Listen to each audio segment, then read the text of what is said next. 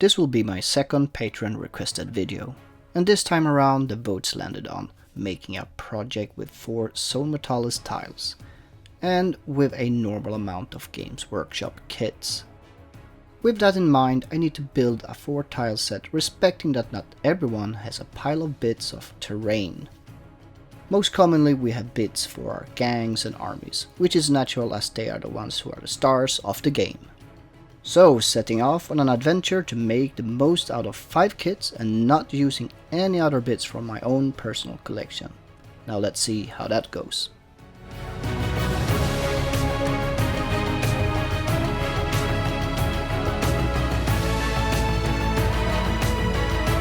Hi and welcome to Rapid Tabletop.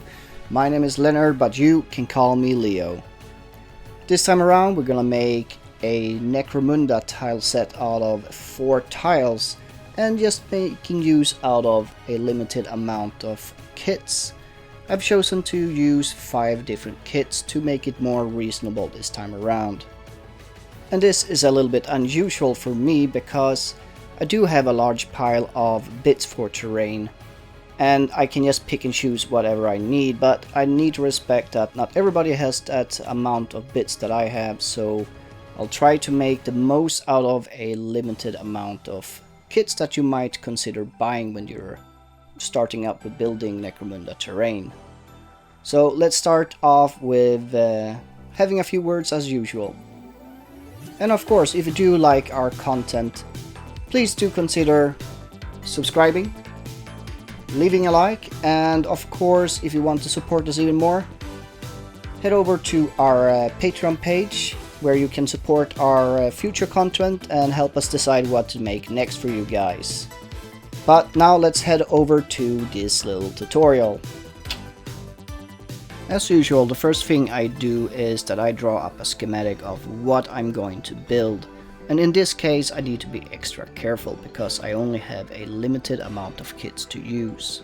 I decided to go with a T-shaped tile and 2 L-shaped ones. There's 2 different kinds of L-shaped and you will see them here very shortly. The 4th tile I will leave open, and that will give the players some options what to do with this tile. Either have it very open or actually use some of the spare parts to create a new tile. And here we have them. First off is the T tile, followed here by the L-shaped one, and here's the second version of the L shape, and it's a little bit smaller, but it has this also a little extra wall section on the end. With the walls and columns placed, I can now make the final estimate of how many kits I need. The end result became a Dark Uprising kit, 1 extra walls and columns, 1 extra platform and stairs, and then I finally decided to have Munitorum Armoured Containers. Well, and of course, Necromunda floor tiles. So now when I know how many kits I have available, I need to make the most out of these kits. And this is where the planning comes in. Writing up how many pieces I have of all the parts like columns and walls, and make a plan of what to do with these parts. First up, I want to use those extra walls that I have.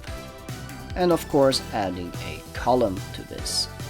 This ended up with a extra wall section that you can place on top of the existing walls or put it in between 2 different tiles or onto the empty tile.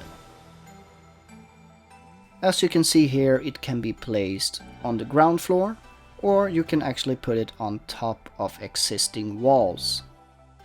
Next up is a column with a pipe. And I do have a lot of columns extra, so I want to make sure I use all of them.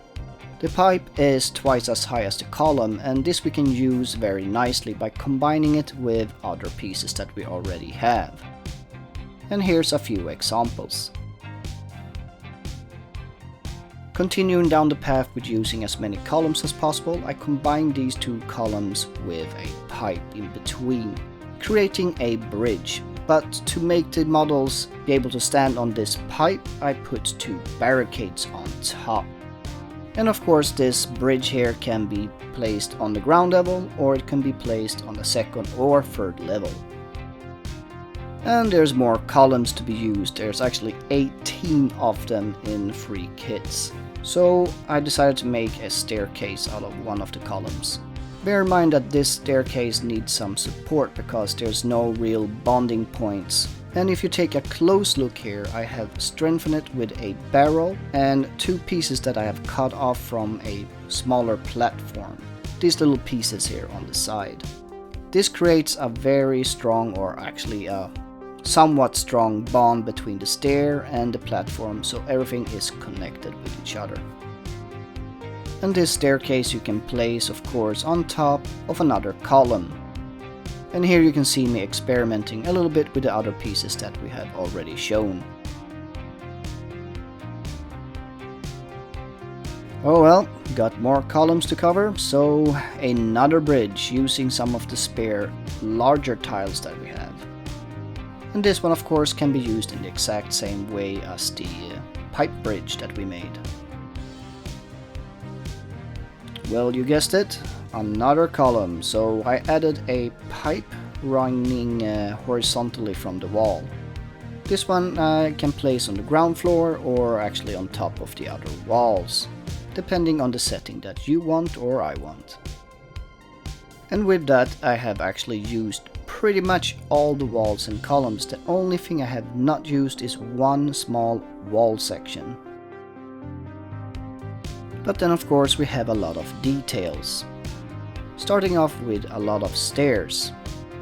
This 90-degree stair I think can be used in different ways as shown here. And of course more stairs, and here I made a straight one. This one can actually be used on second levels to make a third level. And again more stairs. These I'm considering to be used as just obstacles within the tiles. And I will be showing how they are used later on. Containers. Who doesn't love containers? I know I do. I have a lot of them. But these are very good, and with this kit you get a lot of barrels and crates as well.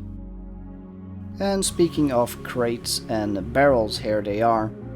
I like to glue them together and place them on a small platform so they're easy to move around and they won't topple over as easily. Barricades is another great addition that you get from the Dark Uprising kit, and of course you can buy them separately, but since they're included, it's all good. And here we have an extra pipe that I couldn't place anywhere, but we'll still make use of it. It could be a movable object that you can place next to a wall.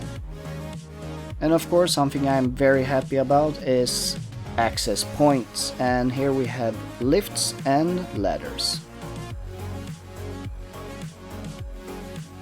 And of course railings, you get 24 of them when you buy 2 kits. I used 15 I think when I built the whole tile sections and all the pieces, so I have 9 extra. These you can place quite easily onto the larger platforms.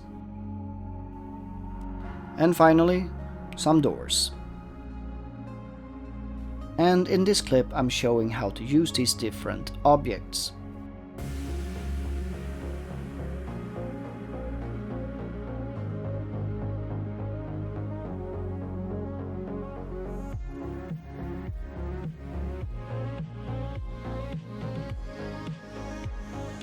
And that's all the parts that I made out of these 5 kits. And in the next clip that's coming here after, I'm just going to show how you can make one of 1,000 different setups with these 5 kits. And in the second episode of this mini-series, I'll be showing the whole setup fully painted and more details of each section. I will also go through some of the learning experiences I came with during this process, like the pros and cons with having it modular in this way compared to the way I usually build where everything is just glued down. But more on that in the second episode, and that's it for this time, so I'll see you guys in the next one. And actually it's not really over yet, so it's gonna continue a little bit here now with me assembling this tile in different ways. So instead of listening to my soothing voice, you can listen to some 80s inspired music.